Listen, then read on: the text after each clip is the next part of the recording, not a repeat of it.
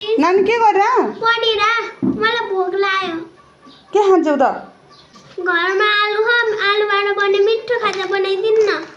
तिमी पढ्दै गर म तिमीलाई मिठो खाजा बनाएर ल्याउँछु है त हुन्छ मेरो छोरीलाई चाहिँ एकदमै धेरै भोक लागेको छ अरे अनि मैले चाहिँ के बनाउने भनेर सोचेँ नि आलु त उसिने के बनाउने यसो दिमाग लगाएँ मैले आज यिनीहरूलाई कहिले नि बनाएर नदिएको खाजा बनाएर खानिदिन्छु भनेर शनिबारको दिन स्पेसल बनाइदिन्छु छोरीहरूलाई म भनेर अनि मैले चाहिँ पोटाटो चिज बल बनाउनु लगाएँ त्यसमा चाहिँ मैले 3 चम्चा कर्नफ्लोर हालेँ स्वाद अनुसार नुन राखेँ त्यस पछाडि मसला राखेँ धनियाँ थोरै हरियो धनियाँ मसिनो बनाएर काटेर राखेँ अनि त्यस पछाडि मैले त्यसलाई चाहिँ एकदमै मजाले मुछेर एकदम राम्रो डो बनाएँ मैले चाहिँ मेरो बच्चाहरूलाई खालि तिमीहरू बजारबाट चिजबल किनेर खान्छौ आज म घरमै बनाएर खुवाउँछु भनेको थिएँ नि त अनि त्यसको लागि चाहिँ मैले त्यसलाई चिजबल बनाउने भएपछि त गोलो गोलो सेप दिएँ त्यति राम्रो सेप आइरहेको त थिएन भए पनि अब बच्चाहरूलाई खान भइहाल्छ नि भने अनि बनाइसकेपछि चाहिँ मैले चाहिँ तेल तताएँ कराईमा अनि त्यस पछाडि तेल तातिसके पछाडि आलुको डल्ला डल्लीलाई चाहिँ मैले तेलमा राख्थेँ अनि तेलमा राखेपछि एकछिन फ्राई गरेँ एकछिन टाइम चाहिँ लाग्दो रहेछ साथीहरू फ्राई गर्न चाहिँ अनि रातो रातो भयो अब चाहिँ पाक्यो होला अब क्रिस्पी नै देखिएको थियो क्या देख्दाखेरि नि अनि त्यस पछाडि चाहिँ मैले निकालिदिएँ निकालेर म चाहिँ अर्को लट पनि पकाउनु थियो अब धेरै अट्दैन नि त म चाहिँ अर्को लट फ्राई गर्नतिर लागेँ मैले चाहिँ धेरै तेल राखेको थिइनँ नि त कराईमा त्यो तेल फ्राई गरेको तेल खासै खाँदैन म नि त्यति खान मन लाग्दैन मलाई पनि अनि त्यही भएर चाहिँ मैले तेल राखेको थिएँ अनि थोरै थोरै गरेर मैले फ्राई गरेँ आलुबाट कति धेरै परिकार बन्छ नि त तर म नि केही पनि बनाउँदैन थिएँ आलु पराठा चाहिँ बच्चाहरूले खान मन गरे बेला बनाउँछु नत्र भने केही पनि बनाएको छैन मेरो बच्चाहरूको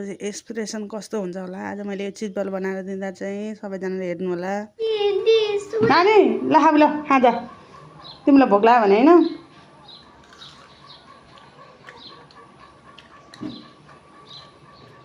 वाउ कस्तो मिठो हो मेरो बच्चाहरूले चाहिँ एकदमै मिठो मानेर खाए हजुरहरूको बच्चालाई पनि बनाएर दिन सक्नुहुनेछ